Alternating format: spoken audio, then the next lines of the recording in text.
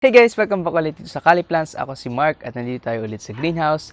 Para sa video na ito, pag-uusapan natin yung pag-aalaga ng succulents sa summer versus sa winter. Naisip ko na magandang gawin itong video na ito guys dahil marami sa inyo ang nagre-request dyan sa comment section na gumawa ko ng video about sa coming na summer. At naisip ko nga nitong nakaraang bagyo, nung lumipas yung bagyo, no?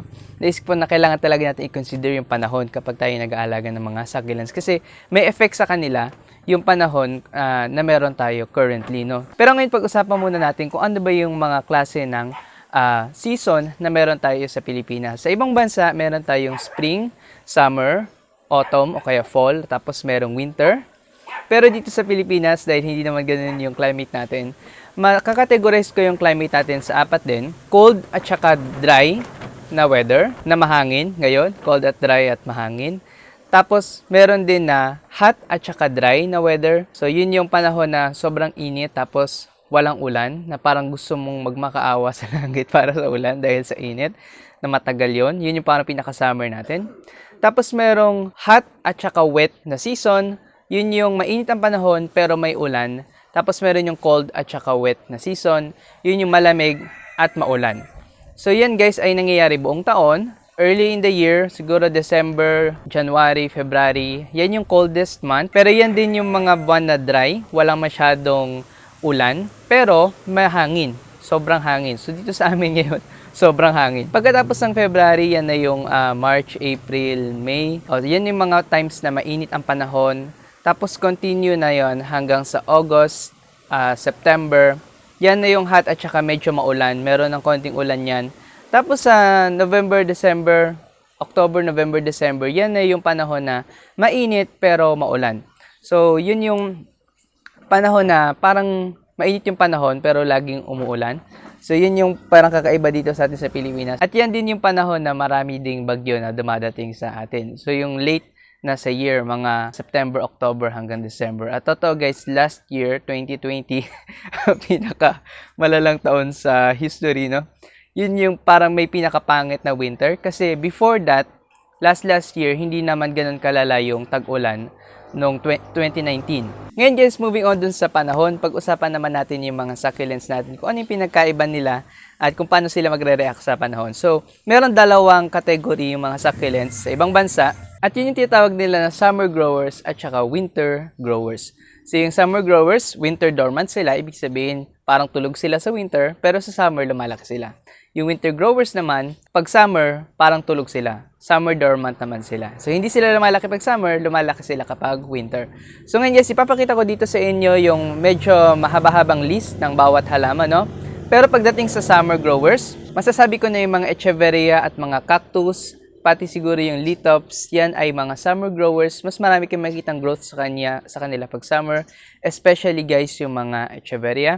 So, mas mabilis silang mag-produce ng leaves, mas mabilis silang lumaki, lagi silang nauuhaw. So, ganyan yon kapag summer. Kapag hindi naman sobrang init na panahon, pag hindi naman sila na-stress, makikita nyo lang sila na tubo ng tubo, na parang hindi mapigilan yung paglaki nila. Ngayon naman, dun sa winter growers, papakita ko dito, kasama dyan yung mga sedum, graptopetalum, mga pachyphytum. Dapat nyo i-check guys yung mga parentage ng inyong halaman kasi kahit magkakamukha sila, magkaiba sila ng dormancy. So yung mga winter growers, pag tag-ulan, mas marami kayong makikitang growth sa kanila. Kapag yung panahon ay mas maiksi yung araw, ibig sabihin mas matagal yung sunrise, tapos mas maaga yung sunset. So yung mga panahon na yan yung panahon na lumalaki itong mga winter growers, yung mga sedums. So anong pwedeng mangyari sa inyo guys kapag nag-aalaga kayo ng succulents pagpapasok na yung summer? Makikita ninyo na kapag sobrang init na, no, yun yung tatawag natin na hot at saka dry na weather.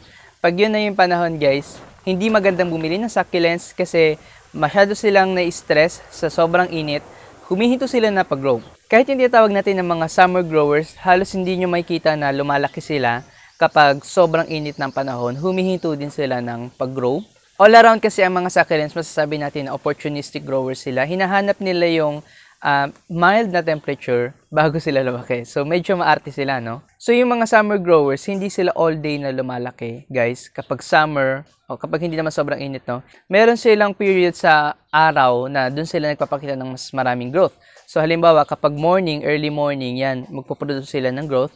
Pero pag tanghali na, sobrang init na, parang hihinto sila. So, hindi ko yan, hindi ako 100% sure dyan. Tapos kapag hapon na ulit, saka sila magre-resume ng growth. Kasi opportunistic grower nga sila. So, yan ay isang theory lang guys ha. Hindi ako 100% sure dyan. Pero yun nga, kapag ang isang araw ay mas maraming hot times, pag mas mainit ang isang araw, mas stop ang growth ng inyong halaman. Mas hihinto. Hindi rin pala to applicable guys kapag nag-aalaga kayo ng succulents indoors at sa ilalim ng grow lights. Pag sa ilalim kayo ng grow lights, pwede nyo palakihin yung inyong mga succulents buong taon. So, wala silang dormancy. Ang pinaka magiging dormant lang nila guys, kapag tinutok nyo sila ng sobrang lapit sa grow light, pero kung controlled yung environment nila, pwede sila mag-grow all year. Pero sa atin na nag-aalaga sa labas, dito na may greenhouse, outdoors tayo naghahalaman, sa garden, so kailangan natin consider yung sobrang init na panahon. Ngayon, paano natin aalagaan yung mga halaman natin kapag ganun nga na nagsastop sila ng pag-grow? Kung alam natin na sobrang init ng panahon, huwag tayo na magdidilig sa kanila. Kahit medyo dry sila, medyo pabayaan lang natin sila.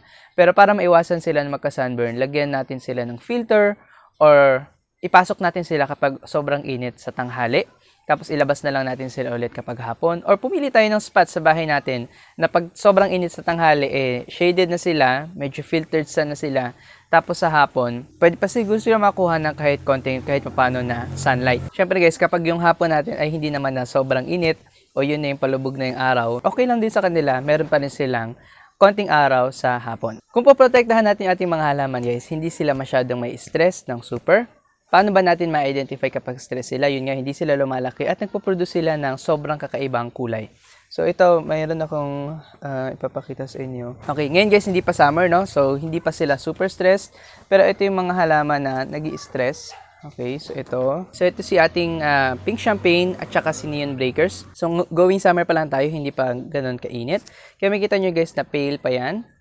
Pero meron akong picture niyan guys nung summer, nung tinatanim ko to na napakatingkad ng kulay niya. Mas makapal yung farina nila kapag summer. So, ganun din ito. So, makita nyo to, parang wala siyang farina ngayon kasi hindi niya kailangan ng protection sa sobrang init dahil hindi pa naman mainit ang panahon. Pero yun nga guys, yung leaves nila na tutubo kapag panahon ng summer, yun ay may mas makapal na farina at mas magandang color. So, hindi naman siya necessarily stressed, pero gumagawa kasi sila na protection sa sarili nila kapag sobrang init. At malalaman nyo rin na dormant sila kapag nagsasara yung rosette nila. So, ito, full sun ito, so medyo close na talaga yung rosette niya, no? Pero magsasara pa yan na mahigpit kapag natapatan sila ng sobrang daming araw kapag summer. Ganon din ito. Magsasara yung mga rosette nila, especially yung mga aeoniums. Ang mga aeoniums ay napaka-sensitive nila pagdating sa temperatures. So, kung kayo ay ma-experience sa pag-aalaga ng aeoniums, alam nyo na ang aeoniums, pag sobrang init, nagsasara yung rosette nila at hindi nyo sila dapat didiligan sa time na yon kasi mamamatay sila. So, yun din, pagkita nyo na nagsasara yung rosette ng inyong halaman, makapal yung farina niya, sobrang tingkad ng color niya, so medyo mag-hold back kayo sa pag-water unless na lang talagang super dry na at parang kailangan talaga nila ng dilig.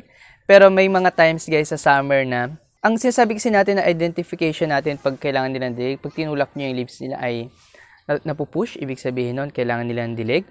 Pero yung stress guys, kahit matagal na panahon, parang hindi na tutulak yung leaves nila. Parang kakaiba, kasi mahirap i-gauge sa atin kung kailangan ba nila ng tubig. Kasi nga hindi nga talaga lumalambot yung leaves nila, parang sobrang tigas lang. Tapos, ang nangyayari pa, kapag sobrang init, yung leaves nila na sobrang tigas, diretso na magkakrampol. Hindi na siya yung parang mauuhaw pa. So, parang talagang liliit yung rosette niya guys kapag sobrang dormant ng halaman. At pag diniligan nyo din sila, yung potting mix nila hindi mabilis matutuyo. Ibig sabihin, yung roots nila hindi umiinom. So, yun nga, kapag sobrang dormant ng halaman nyo, wag nyo nga silang bigyan ng sobrang daming tubig, sobrang dalas na dilig. Kasi nga, hindi sila iinom ng tubig at pag hindi sila umiinom, mas prone sila sa rot. So, yun yung dapat ninyong iwasan na maging mindful kayo doon. Ngayon, syempre, ang mga succulents, kailangan nila ng tubig, kailangan nila na malalamigan yung roots sila pag sa panahon ng sobrang init. So, ang magandang gawin ninyo, para hindi sila magkaroon ng rot, ay diligan nyo sila ng sobrang aga sa umaga. So yun yung ginagawa ko ever since for the longest time na nag-aalaga ako ng succulents. Lagi akong maaga sa umaga or late sa gabi na nagdidilig. So, ang mangyayari nun, before pa sila magsasabi natin na mag-stop ng growth, no, meron na silang access sa tubig, so pwede na silang uminom. Tapos kapag sobrang init na, kung kailan hindi na sila mag-grow, magdadry na yung pot nila. So, meron lang silang tubig pag kailangan nila. So, yun yung maganda kapag medyo mas maaga tayo na nagdidilig sa ating mga succulents. Or, kapag late sa gabi, siguro mga 10, kung gising pa kayo ng 10 o 11, kung gusto niyo ng exercise bago matulog. Ngayon guys, kasi ang rat din ay cause din yan ng fungus na nandun sa soil, pwedeng mapunta sa soil. Kapag mainit ang panahon at wet ang isang surface, pwede siya magkaroon ng fungus. So, yung fungus, tumutubo yun sa moist at saka sa humid na spot. So, wag sana natin gagawing humid yung ating mga succulents kapag sobrang init na ang panahon. Maganda sana medyo going dry na yung potting mix nila kapag mainit na. Ngayon guys, pag lumipas na yung sobrang init na panahon o kapag going na tayo dun sa wet at saka hot na panahon, yan yung times na pwede magkaroon pa tayo ng additional growth sa ating mga halaman kapag naulanan sila. Kapag medyo mainit pero merong pabigla-bigla na ulan. So yung times na umuulan, kapag mainit ang panahon, sa time na yan medyo nagdadrop ang temperatures. Kaya yun yung sinasabi ko guys, sa kapag summer ay umuulan, maganda na paulanan yung succulents kasi nabibigyan sila no ng parang refresher sa sobrang init. Kaya may mga succulents na pagkatapos ng ulan, makikita niyo na mas maganda yung itsura nila. Kasi adaptation nila yon para kapag sobrang init, ma-preserve nila yung sarili nila. Mag-uugat sila ng marami kapag biglang umulan. So, yun yung tatawag natin na summer rain na maganda sa mga succulents kapag summer ang panahon. At totoo nga, may mga succulents sa wild, sa Africa ba? O basta sa dry na lugar, na nabubuhay lang sila sa summer rain. Ibig sabihin, pag umulan, pag summer, doon sila nagtathrive. Yun yung pinaka-moisture na kailangan nila. Parang yung mga litop siguro, no? Pag umulan sa summer, yun lang yung time na nakainom sila ng tubig doon sa kanilang wild na lugar. Yung winter sa area nila, sobrang dry.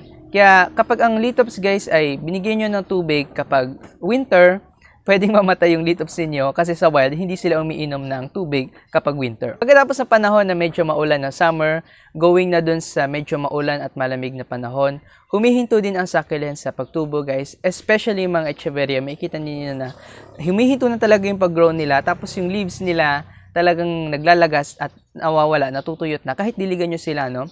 So, hindi nyo din sila maganda na laging didiligan kapag going into winter. Pwede din sila magkaroon ng rot.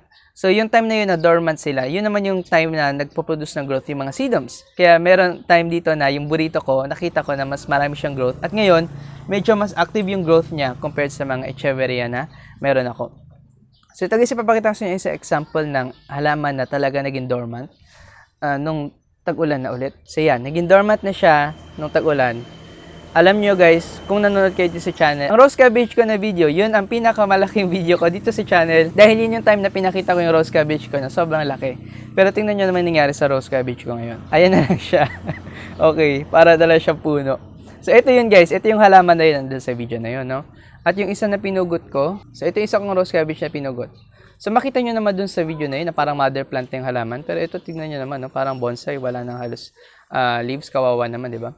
So, yan guys, yung mangyayari sa echeverias kapag winter, yung leaves nila, kahit diligan ninyo, talagang maglalagas. Kaya maganda guys yung echeverias, medyo protectionan ninyo kapag sobrang daming ulan, medyo ipasok nyo sila sa loob. Pero yung mga sedums, yung mga graptopetalums, pwede nyo naman siguro sila na paulanan paminsan.